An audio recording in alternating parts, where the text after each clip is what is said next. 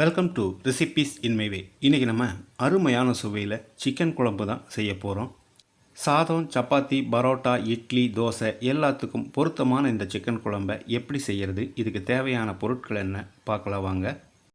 1.25 kilo chicken clean பண்ணி எடுத்து வச்சுருக்கேன். இதில் 2 டீஸ்பூன் உப்பு, 1 டீஸ்பூன் மஞ்சள் தூள், 2 டீஸ்பூன் மிளகாய் தூள்,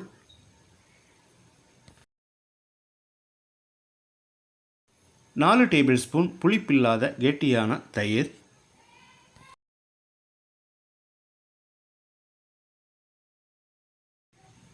இது எல்லாத்தையும் நல்லா கலந்து விட்டுடலாம்.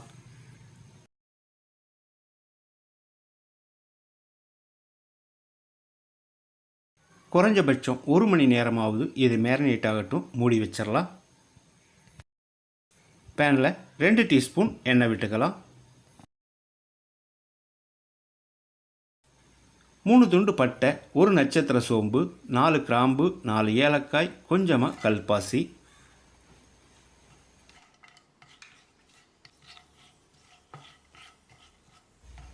6 வரமிளகாய், சின்னதாக இருந்தால் 8 சேர்த்துக்கோங்க.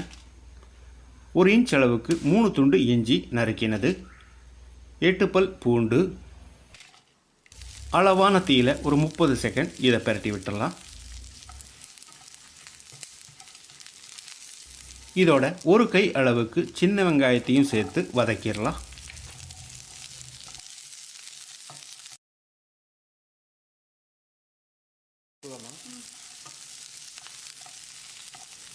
இதோட 4 டேபிள் ஸ்பூன் மல்லி,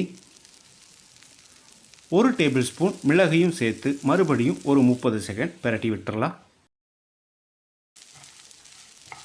மல்லி ஓரளவுக்கு வறுபட்ட பிறகு இதில் 1 டேபிள் ஸ்பூன் சீரகம், 1 டேபிள் ஸ்பூன் அரிசி, 1 டீஸ்பூன் சோம்பு,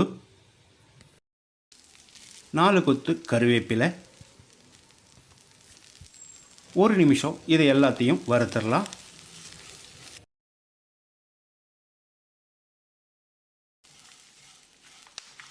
இது எல்லாமே நல்லா வறுபட்டுருச்சு. இதை எடுத்து ஒரு பிளேட்டில் கொட்டி ஆற வச்சிடலாம்.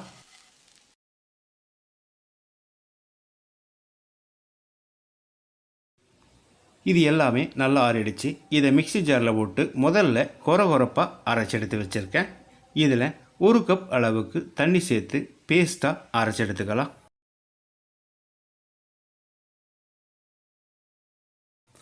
பாத்திரத்தில் 3 டேபிள் ஸ்பூன் எண்ணெய் விட்டுக்கலாம்.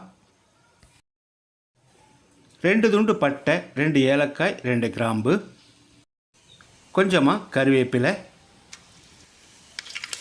10 செகண்ட் இதை பிரட்டி விட்டுடலாம். 200 கிராம் அளவுக்கு 3 பெரிய வெங்காயத்தை பொடியாக நறுக்கி வச்சுருக்கேன். இதை போட்டுடலாம். வெங்காயம் நல்லா பொன்னிறமாக வதங்கணும்.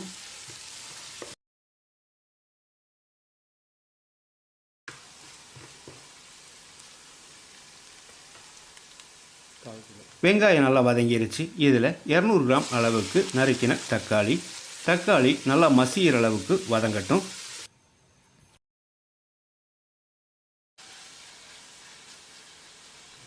தக்காளி மசிகிற அளவுக்கு வதங்கிருச்சு. 1 மணி நேரம் மேரினேட் பண்ணி வச்சுருந்தோம். இந்த சிக்கனை உள்ளே போட்டுடலாம். சிக்கனை சேர்த்த பிறகு 1 நிமிஷம் இதை நல்லா பிரட்டி விடணும்.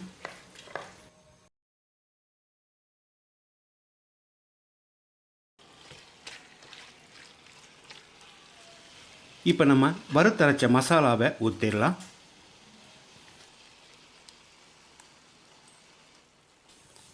மசாலாவை சேர்த்து மறுபடியும் 1 நிமிஷம் நல்லா கலந்து விடணும். மிக்ஸி ஜார் அலசி 1/2 லிட்டர் அளவுக்கு தண்ணி சேர்த்துக்கலாம். அல்லது உங்களுக்கு தேவையான அளவு தண்ணி சேர்த்துக்கோங்க. இதோடைய 1 டேபிள் ஸ்பூன் அளவு உப்பையும் சேர்த்து கலந்து விட்டுடலாம்.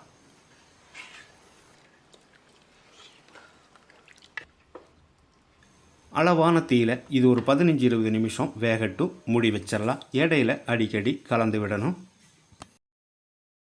மிக்ஸி ஜாரில் 1/2 கப் அளவுக்கு துருவின தேங்காய், 1 டீஸ்பூன் சோம்பு, 2 டீஸ்பூன் கசகசாவை ஊற வச்சுருக்கேன், இதையும் ஊற்றிடலாம். 2 டேபிள் ஸ்பூன் முந்திரியையும் ஊற வச்சுருக்கேன், இதையும் போட்டுடலாம். கொஞ்சமாக தண்ணி சேர்த்து பேஸ்ட்டாக அரைச்சிக்கலாம்.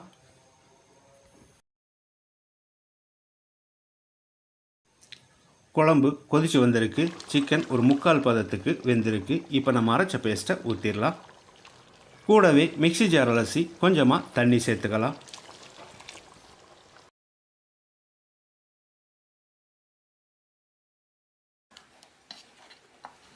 தேங்காய் அரைச்சி ஊற்றி கலந்து விட்ட பிறகு உப்பு சரி பார்த்து போட்டுக்கலாம். நான் 1/2 டேபிள் ஸ்பூன் உப்பு சேர்க்கிறேன், இது சரியாக இருக்கும். மறுபடியும் இது ஒரு 5 நிமிஷம் கொதிக்கட்டும்.